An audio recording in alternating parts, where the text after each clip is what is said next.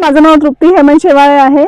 आज आपण केळघर इथे आलोय, जिल्हा सातारा, महाबळेश्वरच्या जवळचं हे गाव आहे आणि आपल्या बरोबर शिवाजी चव्हाण आहेत आणि त्यांचे स्ट्रॉबेरीची प्लॉट वर आपण आलेलो आहे।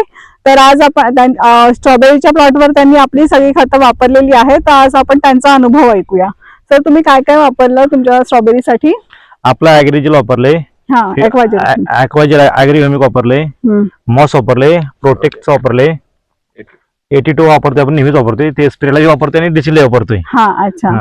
आणि एवढा प्रॉब्लेम झाला म्हणजे चांगलं झालं की आपलं कसल्याही रोगावर गेलं नाही किंवा लोकांना करपा येतोय, बुरशी लागती, झाडं मारतायत, असा प्रकार काय नाही। जवळजवळ मी 1.5 महिना जागे होतो, तरी पण माझ्या प्लॉटला काही एवढा फारसा फरक पडला नाही। फक्त एवढं चालू काय उत्पन्न माझं थोडंसं कमी झालं, पण रोगावर काही गेलेलं नाही। अच्छा, ओके।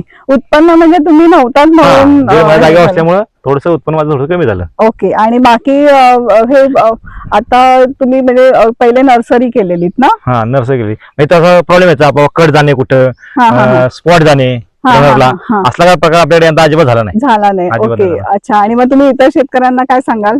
तर सांगा की बाबा वेस्टेजची उत्पन्न तुम्ही वापरले तर तुमचा चांगला फायदा होईल। अच्छा। आणि आता तुम्ही हे म्हणजे तुमचं नर्सरीची रोपं देऊन आता ही आता तुम्ही आत्ताची तुमच्यासाठी स्ट्रॉबेरी करतात ना रोपाचं? अच्छा। आणि नॉर्मली तुमचं प्रोडक्शन किती येतं स्ट्रॉबेरीचं ह्याच्यातनं? नॉर्मली तरी अंदाजे डेली दिवसात वाढत म्हटलं तरी 10 कॅरेट उत्पन्न येत होतं पहिलं। आता यंदा बघू आपण, काहींचा माल अजून मार्केटला आला नाही, आपला मार्केटला माल जायला लागलाय। अच्छा, म्हणजे लवकर म्हणजे हा एक आहे खतांचा उपयोग। अच्छा, ठीक आहे, चालेल, ओके, थँक्यू।